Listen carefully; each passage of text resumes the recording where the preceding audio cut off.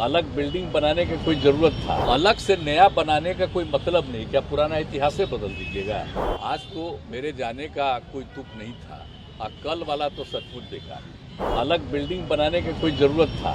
हम तो दिल्ली जो गए हैं सब लोगों से ऐसे भी हम किए, और शुरू में भी बात हो रहा था कि बन रहा है, ये हो रहा है, तो हमको तो अच्छा नहीं लग रहा था कि जो इतिहास है, अरे आज़ादी हुई तो जो चीज़ पर फिर जहाँ पर से शुरुआत हो गया तो उसी को और विकसित कर देना चाहिए।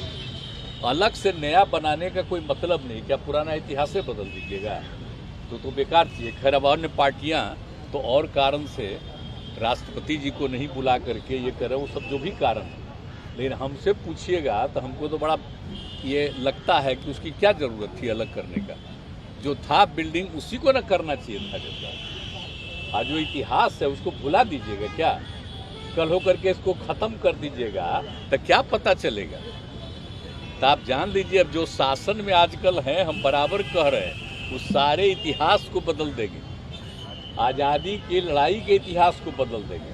हम लोग तो एक एक चीज़ को मानते रहते हैं। देख लीजिए जो पहले प्रधानमंत्री थे अटल ये जवाहरलाल नेहरू जी, तो इनके लिए तो हम लोग आते हैं, कोई मतलब है?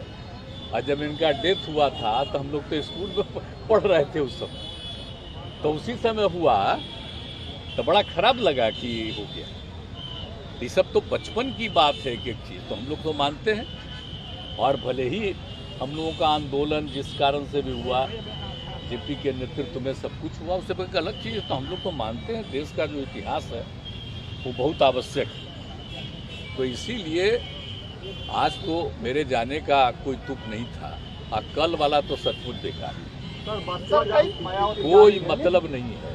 अब बाकी लोगों को भी हम कहेंगे कि इस बात को समझिए कि भाई आखिरकार नया बनाने की क्या जरूरत थी, आवश्यकता क्या थी? इतना दिन से शासन चल रहा था तो और किसी को लगा था क्या? तो इन लोगों को तो पूरा इतिहास बदलना है, इसलिए सब चीज़ को बदल रहे हैं। मुझे तो आश्चर्य लगता है नीतीश जी के बयान पर, कहने की आवश्यकता क्या थी इसकी।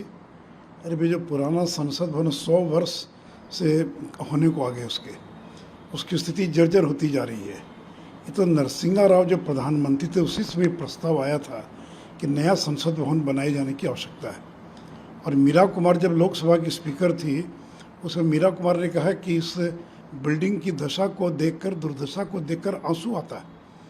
लेकिन ये लोग हिम्मत नहीं जुटा पाए।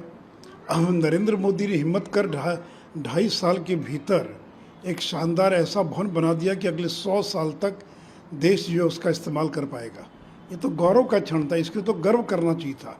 देखिए 2026 के बाद जो सदन के अंदर सदस्यों की संख्या है उसमें इजाफा हो सकता है, क्योंकि रोक लगी हुई 2026 तक।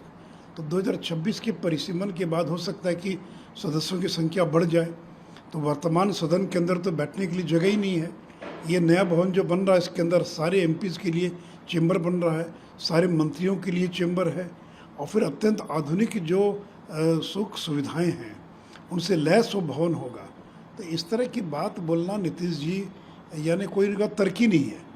और ये जो बात बोल रहे हैं, इतनी ये ओछी बात बोल रहे हैं, इनको घृणा है, इनको दिक्कत है कि नरेंद्र मोदी ने इतना बड़ा काम कर दिया और पूरे देश के अंदर आज उसकी चर्चा हो रही है।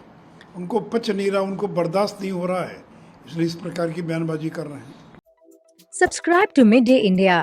Get direct notifications on all our videos by clicking on the bell icon.